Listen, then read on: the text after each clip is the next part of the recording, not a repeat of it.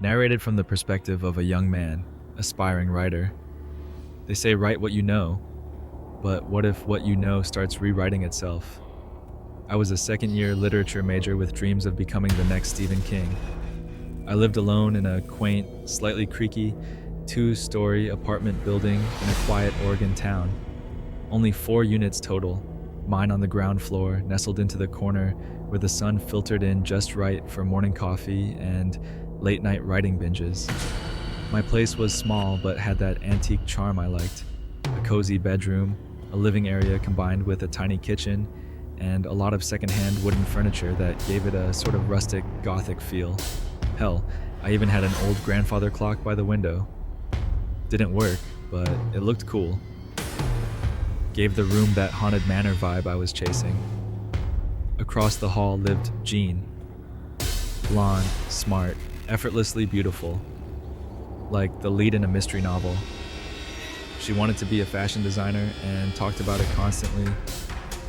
I listened, a lot. I was half in love with her. Upstairs, we had a young couple, Val and Sky, with their twin kids, loud as hell. If I wasn't reading or writing, I was listening to them bang around like a stampede, but I didn't mind it. Made the place feel lived in. In the 4th unit lived the building's longest residents, Miss Annie and Old Nick, two elderly sweethearts who were probably married longer than I'd been alive. Annie was a sweetheart, always baking. Nick, not so much. Always quiet, always watching. That night started like any other. I was stuck on chapter 9 of my ghost novel, typing and deleting the same sentence until it made me hate the English language. Upstairs, the kids were running laps again, and I just sighed in defeat when someone knocked at the door. "Who is it?" I called, not looking away from the screen. "Nate, it's Annie," came the familiar croak. I got up and opened the door. There she was, round, rosy, with a plate in her hands. "I brought you pie, honey. Can't let it go to waste. Old Nick doesn't eat sugar anymore." I thanked her, invited her in, but she waved me off. No, you enjoy. And if you got a minute later, Nick's recliner is wobbling again. No rush. She shuffled off. I put the pie on the table and was about to sit back down when another knock came. This one, I knew. 3 light taps, pause. 2 more. Jean. She floated in wearing a light blue dress and that look she always had. Like she was part of a different era. "Smells like cherry. Pie night?" "Yeah," I smiled. "Want coffee?" We talked, laughed, shared stories. She asked about my book. I told her I was stuck. "Maybe you just need inspiration," she said, brushing my hand ever so lightly. My heart skipped. But as quickly as the moment came, it vanished. "Crap, I think I left the iron on," she said suddenly and darted off. She returned 5 minutes later, smiling. "False alarm, but now I've earned my slice." She devoured the pie, complimented Annie, then slipped out again, promising to show me her new sketches soon. It was a perfect evening, the last one I'd have. The next morning, something felt off. The grandfather clock, the one that hadn't worked since I moved in, was no longer by the window. It now stood by the front door. I hadn't moved it. I looked around. The dishes I'd left in the sink were gone. I checked the cupboard. Clean, stacked, perfect. I hadn't done that. I brushed it off. Maybe I sleepwalked. Maybe I'd gotten drunk and didn't remember. But I didn't drink. That night, it happened again. The wardrobe in my bedroom had shifted to the opposite wall. The side table was on the wrong side of the bed. I started feeling watched. Not haunted, just observed. Like something wanted to see what I do. Jonna came by again. Showed me her latest dress. Asked how the book was going. "Actually, I've been meaning to tell someone." I started. She listened. I told her about the clock, the dishes, the furniture. Maybe, she said slowly, eyes lighting up, you're writing it. Writing what? Your reality, like your book is leaking into real life.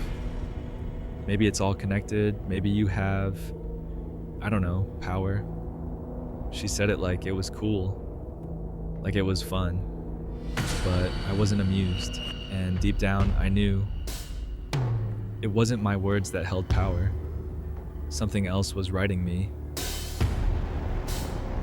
For the next few days, I kept trying to catch the house in the act. I placed items in odd positions before going to bed.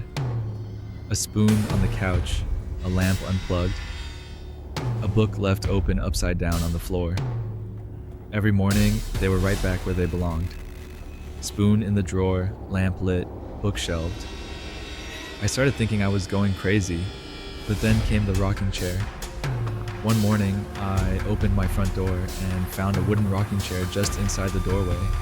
Not mine. I'd never seen it before, and yet it looked familiar. I recognized the carving on the legs. It belonged to Annie and old Nick.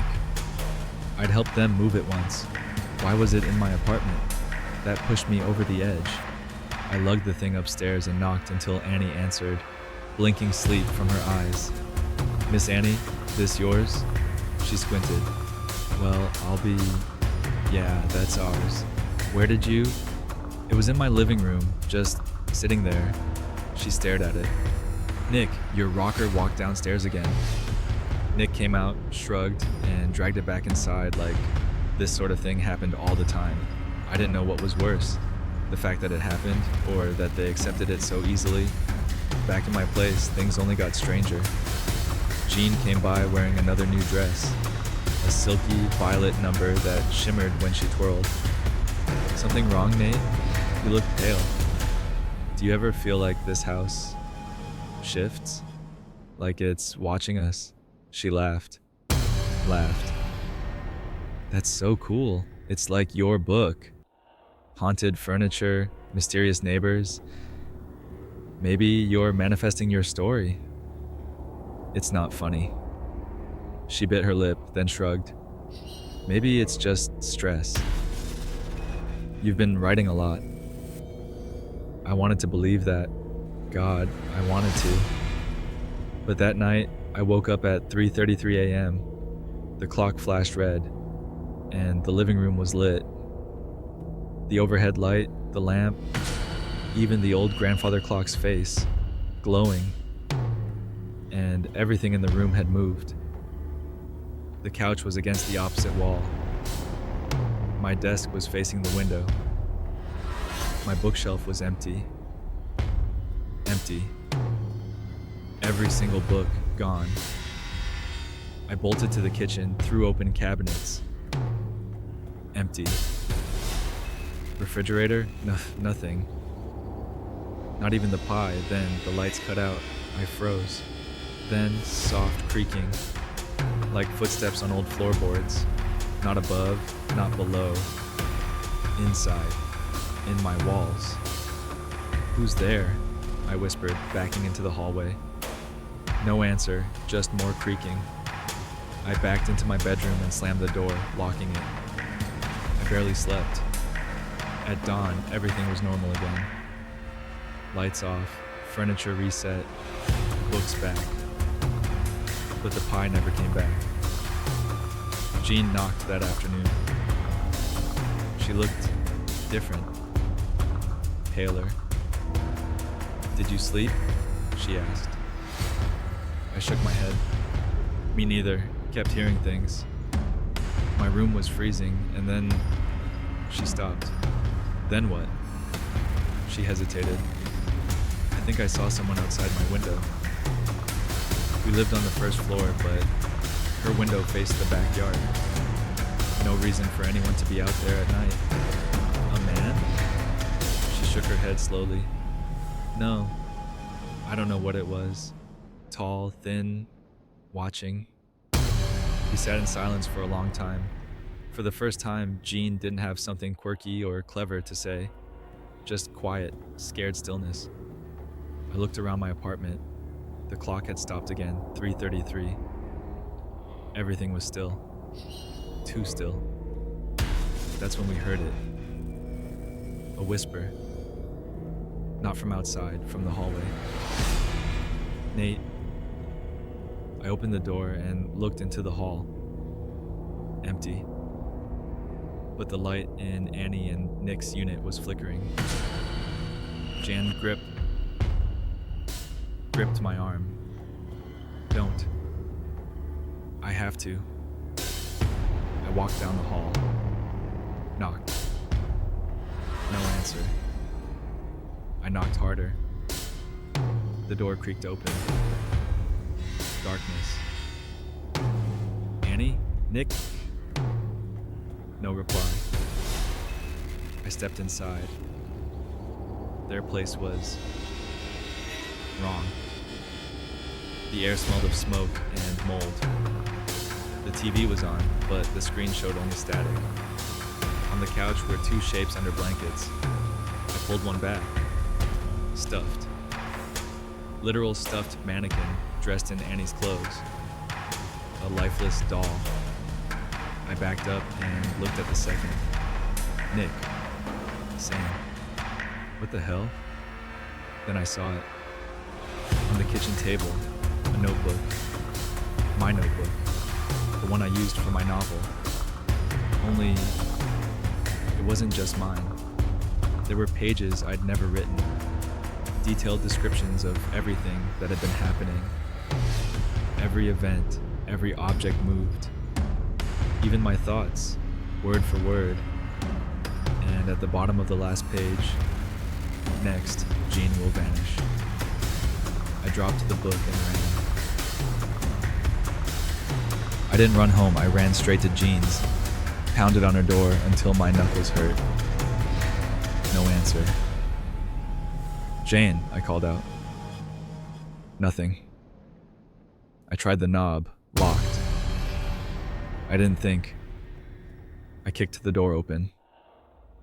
The wood splintered around the frame, and the lock clattered to the floor. Her apartment was dark.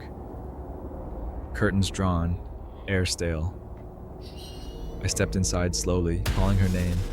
Her sketchbooks lay scattered across the floor, pages torn, dresses half drawn. The kitchen was cold. A cup of tea sat on the table, still warm. That was the last normal thing I saw. I reached her bedroom, pushed the door open, and froze. On the bed lay Jean, or what was left of her. Her body was limp, her limbs wrong. Like a doll someone had broken and tried to put back together. Her head lay twisted to the side. Her eyes were open, glassy. A line of something shiny, glue, ran across her neck. Her mouth was open. In her throat was paper, pages, torn and jammed in. Pages from my notebook. I backed out of the room, trying not to scream. What the hell was happening? I turned, and there he was. Old Nick, standing at the end of the hallway, still, silent, watching. What did you do? I shouted.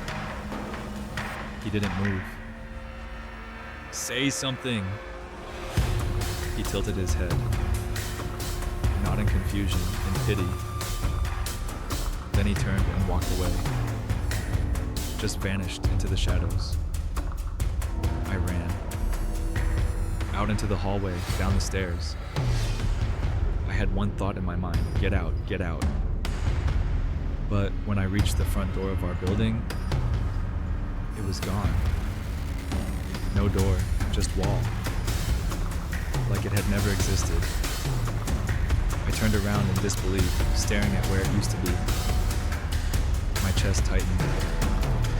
My lungs forgot how to work. I stumbled back up the stairs, checking every floor, every hallway, looking for windows, emergency exits, fire escapes. Nothing. Just walls and doors leading to more rooms, more apartments. I knocked. I banged. I screamed. No one answered. Eventually, I returned to my own apartment. My head throbbed, heart pounded. I collapsed onto the couch, barely noticing that it was once again back in its original position. And then I heard it. Creaking. From behind the walls. No, not walls. Behind the wallpaper. I moved closer and put my ear to the surface. There it was, scratching, tearing. I stepped back. Then the wallpaper peeled itself, slowly, deliberately. Behind it, words were scrawled. Dozens of sentences, my own writing, word for word, dialogue, descriptions, whole paragraphs I had written weeks ago. My novel, bleeding through the walls. I stumbled back, and that's when the phone rang. I didn't have a landline, and yet there it was, a rotary phone, sitting neatly on my kitchen counter, ringing like it belonged there. I picked up the receiver. Hello? Static, then a voice. Write the ending. What? Who is this? Write the ending or stay forever. Click. Silence. I dropped the phone like it burned me. I don't remember falling asleep, but I must have, because I woke up hours later. Sunlight flooding the room, birds chirping outside. The house looked normal again, as if none of it happened. But I knew better. On my desk sat my notebook, open to a blank page. A pen rested on top of it, and underneath a new message, scrawled in red ink. This is your last chapter. I stared at it for what felt like hours. I didn't want to write, I didn't even want to move. But when I stood up to leave, I couldn't. My legs wouldn't work. My arms hung limp. Only my head turned freely, eyes darting around in panic. The clock struck 3:33, and something began to pull at the edges of my reality.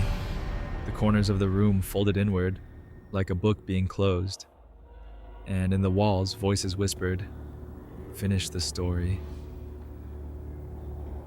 I sat there for hours, staring at that final page. This is your last chapter. I picked up the pen, and something inside me shifted. Like my hands were no longer mine, like someone else held the strings. I tried to stop. My fingers gripped tighter. The pen scratched across the page. Words flowed, but not mine. They were writing me. The man stands alone in the center of the room, surrounded by the echoes of stories he never finished. No, I didn't think that. I didn't mean to write it. But it was there in my handwriting. I slammed the notebook shut and threw it across the room. It landed beside the grandfather clock. The hands ticked forward, slowly, for the first time in years. 3:34. A minute too late. The floor trembled. Walls creaked, paint peeled, lights blinked, and from every surface, walls, ceiling, furniture, words began to rise. Sentences bled into the air like steam. Names I didn't remember writing. Descriptions I didn't create. Entire paragraphs swirled through the room like fog. Jean's name appeared over and over, fading into screams. The apartment folded. Not collapsed. Folded. Like a piece of paper. Corners met, space condensed. The floor curved upward like a page being turned. I fell backward, grasping at anything solid, but there was no gravity left. Just motion, spinning, folding, compressing. And then silence, stillness. I opened my eyes. I wasn't in my apartment anymore. I was inside a room made of paper. The walls were pages, the floor, ink, the ceiling, a swirling mass of stories. My stories. Notebooks stacked into pillars. Every object, every door, even the window, all made from things I had written. In the center of the room, a typewriter, old, dusty, waiting. I approached it, my hands trembling. Sat down, looked around. Across from me sat someone else. No, not someone. Me. But not quite. His eyes were black ink, his mouth stitched shut, and he typed without pause. His fingers moved like insects, tapping the keys at inhuman speed. Click, clack, click, clack. I leaned forward, looked at what he was typing. It was my life, my thoughts, my dreams, my conversations with John, my fears, my nightmares. He stopped and looked up, straight into my soul. Then typed 3 final words. The end. Now. A scream rose in my throat, but before it could leave my lips, the paper room tore open like a page being ripped. Bright light. Sound. And I was back. Sitting at my desk in my apartment. Daylight pouring through the window. Jen stood over me smiling. The pie sat on the table untouched. My notebook, blank, rested in front of me. The clock read 12 and twuck. Everything was normal. Too normal. She leaned down, her voice honey sweet. You okay, Nate? You've been staring off for like 10 minutes. I nodded slowly, just lost in thought. Well, good news. I finished the sketch of that dress I told you about. Wanna see? I smiled. Sure. She beamed, pulled out a page, and held it up. But it wasn't a dress. It was a drawing of me. At the typewriter, staring blankly. The caption beneath. The writer who forgot he was written. The lights flickered. The clock hands began ticking backward, and somewhere deep in the walls, the whisper came again. Write the ending, or stay forever. The pen lifted itself from the table and began to write.